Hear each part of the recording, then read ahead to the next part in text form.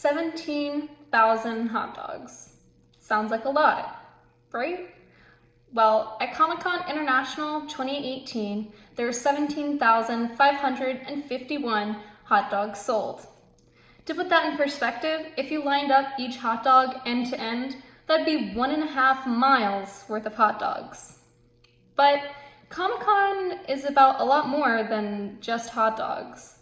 Each year, as the event grows larger, it takes a more prominent place in everyone's lives.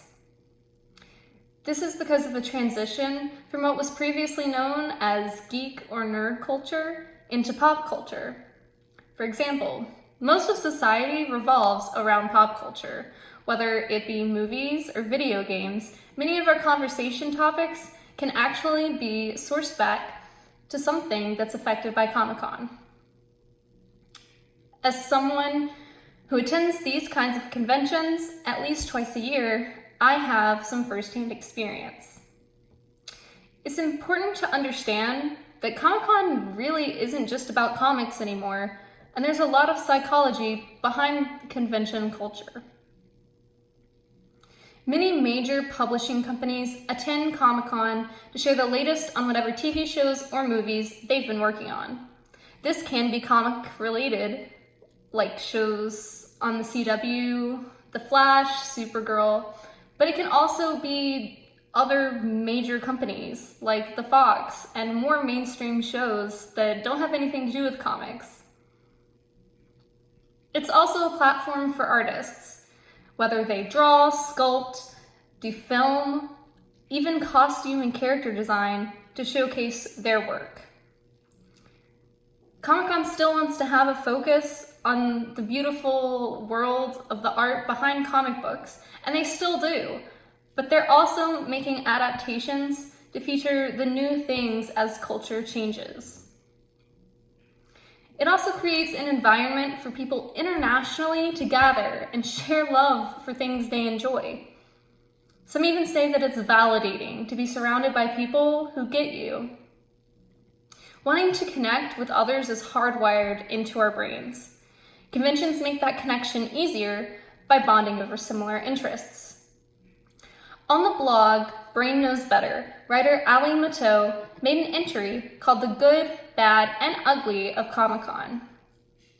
In this blog, he said, collecting and cosplaying is also about expressing who you are in social situations.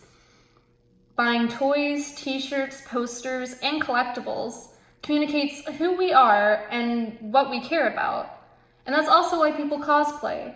It's a public celebration of a character that means something to you.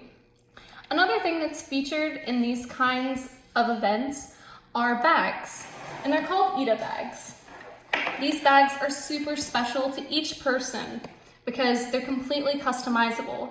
A lot of artists even buy pens and charms from each other so they can share their art and bond over their love for other characters or even original pieces. As conventions grow over the years, society has grown with them, creating a transition from geek culture to pop culture. It's not just comics, it's pop culture. It brings people together and is a platform for people to express themselves. While 17,000 hot dogs is a lot, it is most definitely not the only extraordinarily unique aspect of the events that take place during Comic-Con International. I believe that Neil deGrasse Tyson put it best when he said, if Comic-Con people ruled the world, the future would be invented daily. And warfare would be nothing more than bar fights with toy lightsabers. That's the world I want. On that note, I'll leave you with a question. What kind of world do you want? Thank you.